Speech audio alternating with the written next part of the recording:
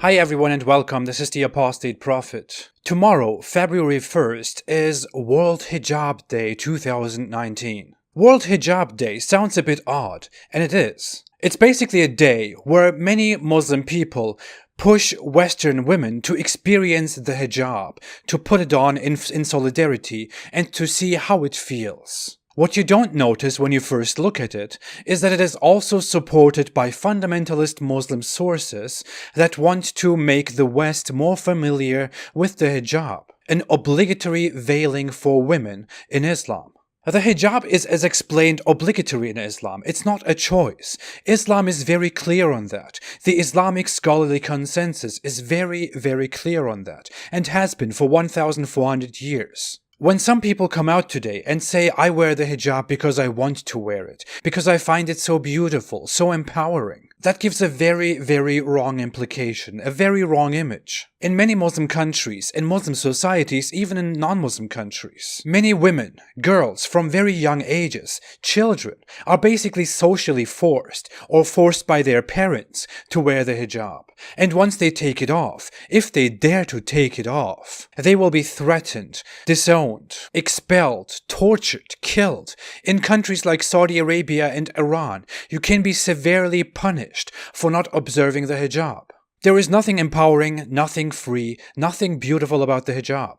And there is nothing to understand about it. You can refer to older videos in which I explained that the hijab was basically forced on women by 7th century Arab men, by warlords, who wanted women to wear the hijab, who wanted women to be disguised, not be recognized in public by other men. An obligation within a religion, an obligation that you as a Muslim woman better observe, or you will be punished.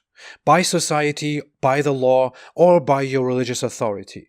Now, before taking this too long, I want to give the word to someone else, to Yasmine Mohammed, who is one of the frontrunners of this new movement, No Hijab Day, which is in contrary to the Hijab Day, which tries to explain to more and more people that there is nothing beautiful, nothing free about the hijab. If you want to understand the hijab, if you want to understand the social circumstances of the hijab, listen to people like Yasmine Mohammed, who experienced the hijab, who suffered from the hijab throughout their lives. Hi, my name is Yasmine Mohammed, and I'm the founder of Free Hearts, Free Minds. If you want to learn more about me, you can go to confessionsofanexmuslim.com. So, I want to talk to you about why I feel so strongly about the No Hijab Day campaign. The campaign is something that I have an intimate understanding of. I know what it feels like to have the hijab forced on you at a young age and then to not have the option of taking it off when you're older. I was born and raised in Canada, and the hijab was forced on me at the age of 9. And from that moment on, I was no longer allowed to play on the monkey bars, go swimming, ride a bike, do any of the fun things that children do that I still wanted to do. All of a sudden, I was told, from now on, you have to cover yourself, every inch of your body except for your face and hands, and you are to be a wrapped up, clean candy, as opposed to a dirty candy that is unwrapped and covered in flies and dirt. When I got older, I wanted to remove the hijab. When my family found out about this desire of mine, they threatened to kill me, and then they disowned me. And that's here in Canada. So you can just imagine how much harder it is for women in countries like Saudi Arabia and Iran and other Muslim majority countries. Women in Iran can be arrested for removing their hijabs, and the same for women in Saudi Arabia. As well, they can be abused by their families. They can actually even be killed.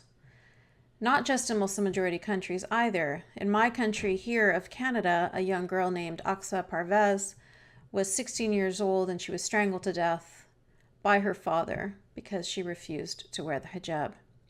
So I understand what it feels like for these women who want to remove the hijab, but who are absolutely crushed under the pressure of their societies, their governments, their families, their communities, to keep the hijab on their heads against their will. And that's what No Hijab Day is all about. It's to talk about that problem. It's to address that issue. It's to talk about these women that are not free to make those decisions. They are not free to even decide what they want to wear on their bodies. So on this day, I would like to celebrate the women that are fighting against the hijab. I'd like to support them. And I'd like them to know that we hear them, we see them, we cheer them on in their fight for freedom.